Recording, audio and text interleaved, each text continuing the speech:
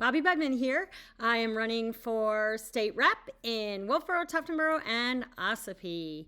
I just wanted to touch on a few things. I'm going to be making 10 videos about a couple letters that went back and forth in the Conway Daily Sun between myself and Representative Cordelli. On August 9th, I invited Glenn Cordelli to sit down and have conversations with me that are focused on honest dialogue to uplift our citizens and get rid of sort of all that vitriol that happened in 22 and the defamation and libel that he put out there about me, and it seems that it's happening again. So instead of having an adult conversation, and as Conway Daily Sun invited us in for a debate, we've also had forums that Glenn Cordelli did not show up for. There's going to be another one in Ossipee on October 28th. We'll see if Mr. Cordelli shows up. I hope he does, because there's a lot to talk about. He's got a lot of legislation, a lot of bills sponsored out there, and a lot of votes. So let's take a look at this letter that went back and forth between myself and Mr. Cordelli, and we'll see what transpired. Again, August 9th, I invited Glenn Cordelli to sit down with me and publicly discuss the facts on 10 of his votes or bills. I started with, I guess, number one, PFAS, cancer-causing forever chemicals in baby products and water supply, because that is probably one of my top issues right now. As many of you know, I've gone before the school board extensively to try and get the school to pay attention that AstroTurf, the crumble, has PFAS in it that's very harmful to our students.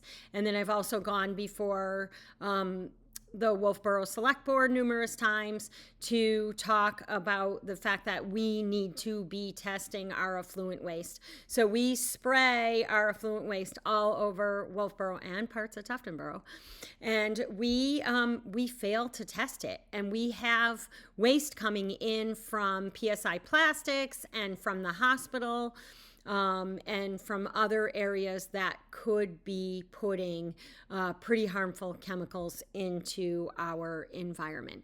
So I guess that sort of transpired into my my letter as the number one thing. So let's talk about Glenn Cordelli's response to my letter. So on August 21st, Glenn Cordelli responded, and of course he went right for silly little attacks instead of just discussing the issues at hand. And yes, number one, I was discussing, I need to put my video back up, don't I? Sorry about that. So number one, yes, I was discussing House Bill HB 1649, which happened this year, which Governor Sununu signed into law. So in Glenn Cordelli's response, he talks about his family having cancer, which my heart goes out to anybody who goes through this, which is probably why this is my number one issue. I lost my parents when I was very young. I was a teenager with my dad, and a couple years later, my mom died. My other family members that are closest to me have had cancer, and it is just gone through our family, and none of it is genetic. It is all environmental. So I take this issue seriously. So when I see Glenn Cordelli saying that he should understand this issue, but that the bill went too far in his judgment, and then he uses a large company like Gore-Tex as his example why this bill went too large. Well, let me tell you about Gore-Tex. In 2021, Gore, the company Gore, came out and stated that they knew that their products had these polyfluoroalkylates, this PFAS, in their membrane, and they are doing everything to change that. But also, this bill does not affect that. It's extra added PFAS. So let's look at the legislation, because that's what we need to do. We need to get to the fact of why did Glenn Cordelli represent big companies like St. Gobain, who are now shut down over the amount of toxic chemicals that they have put into the environment. So here's the legislation. That we're talking about. And this is House Bill 1649 that was signed into law. And this is the, so we're on the general court so we can see the bill. And this is the chaptered final version. I went to the docket and we get the full docket on the bill, and this is the chaptered final version. So when I talk about the baby products and the water, so first of all, of course, but products like mattresses, rugs, things that you do not need these sort of plastic chemicals in, this is saying that they don't need them. Feminine hygiene products. Why are we expected as women to have PFAS in our tampons or our pads? Oh, our food packaging. So PFAS is released more when it's heated. So that's the reason why food packaging ended up in there. There's no reason why our food containers need to have forever cancer-causing chemicals. It's not a need. But let's go down to the juvenile products. This means products designed or marketed for use by infants and children under age 12. And you can see here that they're listing out everything, for babies, from their mattresses to the high chair pads, their infant seats. But it also includes products like their binkies, their pacifiers. So would we keep these forever cancer-causing chemicals, that have no reason to be there in the things that harm us most, like our water, the tampons, our babies' food containers? Yeah, I take that seriously. I'm sorry, this frustrates me. Okay, so let's look at how, just because I want to make sure that people know, I'm going to go down to the votes. So this is signed by governor. These are the bills. So first, our legislature had a vote where they could table the bill. Basically what that means, that's the polite way of stopping the bill. Or if they don't think they have the votes, sometimes if the votes are close, they will table a bill, and then they'll bring it back off the table and they can vote on it. That was not the case on this, and you'll see why. Because on April 11th, there was a vote to table the bill. So that means stop the bill. So when I look at who voted to stop the bill, so these are people who did not want to protect us, did not want this law to protect us. And I primarily focus just on Carroll County because our Carroll County delegation, they speak for us at the county level. So I just focus on them. And then from there, I also focus on my immediate representatives. So for us in Wolfboro, Tuftonboro, and Ospey, our immediate representatives are Glenn Cordelli, Katie Peternell, Jonathan Smith, and John McDonald. And my phone is ringing, so pardon me. So I go down and I just look for CARR are our Carroll County delegates. So these are people who wanted to stop a bill from protecting us from cancer-causing chemicals. They were voting that baby products should have cancer-causing chemicals in them. There's two votes you can make. Yes, to protect us, or no, so you can protect companies that don't need this product to sell their products. They literally can take it out and manufacture differently. So Lino Wakefield, he voted not to protect us. Mike Belcher, also Wakefield, voted not to protect us.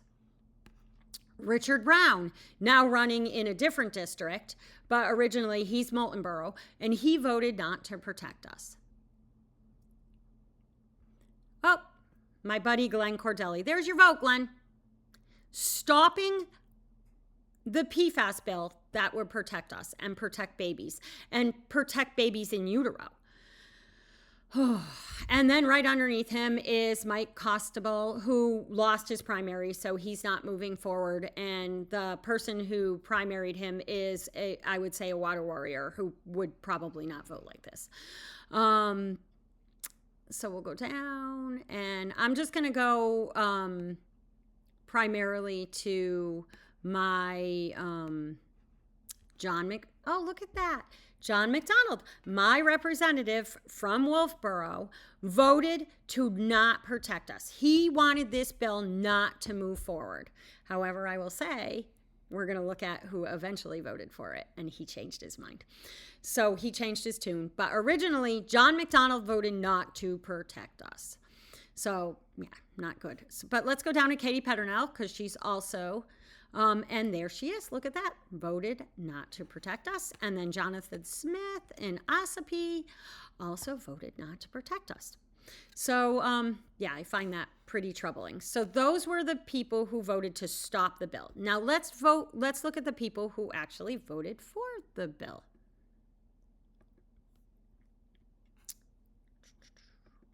Okay. So these are the people who eventually went on to vote for the bill in Carroll County. Who voted in Carroll County to protect us? So let's go down and see who voted to protect us. Anita Burrows voted to protect us. Tom Bucco voted to protect us. I'm just going to skim through their names here. Am I missing Carroll County people? I probably went by someone. Did I go by John McDonald? He should be on here. I thought he voted to protect us on this one. Am I wrong? Did he not vote? Governor signed. Oughta pass. Well, let's go for who voted not to protect. Oh, it's because I clicked the Democrat, not the Republican. Sorry. So we'll just go for the no's because it's easier because there are 0 Dems. All Democrats voted to protect us. So these are the people who voted not to protect us and voted that it's okay to add chemicals to baby products and tampons. Leno, I'm sure there's Leno. And then there's Belcher right below him. And then we have Richard Brown right there. Mike Costable. And look at that, Glenn Cordelli. So these are the facts, people. And if I go down, you'll see Katie Peternell also and Jonathan Smith. So Peternell also voted to not protect babies from cancer-causing chemicals. And so did Jonathan Smith. So there it is. It's, it's right there in front of you. Just, we can click on this. Okay, just because I guess this means so much to me, I just want to explain a little bit more on PFAS. So if you want to learn a little bit more about it and what's going on, hang tight. If you just wanted to come here to see what the real truth was behind Glenn Cordelli's vote, then I guess you can check out now. There are other bills that Glenn Cordelli did not support for PFAS in the past. One was HB 1264, which was an important bill that also was signed into law that affected the people in the Seacoast region because there was a huge cancer cluster down there, and Glenn Cordelli did not feel that he should protect those people or allow their insurance to cover their blood tests. Again, problematic. And the vote is right here. I can click on the nays and we can go down again and we can just look for Carroll County. Leno did not vote to protect us. And again, this bill is a few years ago, so there are, like Mike Belcher won't be in here and others. And there's my friend right there, Glenn Cordelli. Again. Oh, deep breath. Okay, so let's move on. So our current EPA understanding of PFAS, polyfluoroalkalides, and they're also called PFAS, on the street name, PFAS, polyfluoroalkalides. Exposure to PFAS may be harmful to human health. Reproductive effects such as decreased fertility or increased high blood pressure in women. Developmental effects in delays in children, including low birth weight, accelerated puberty, bone variations, and behavioral changes.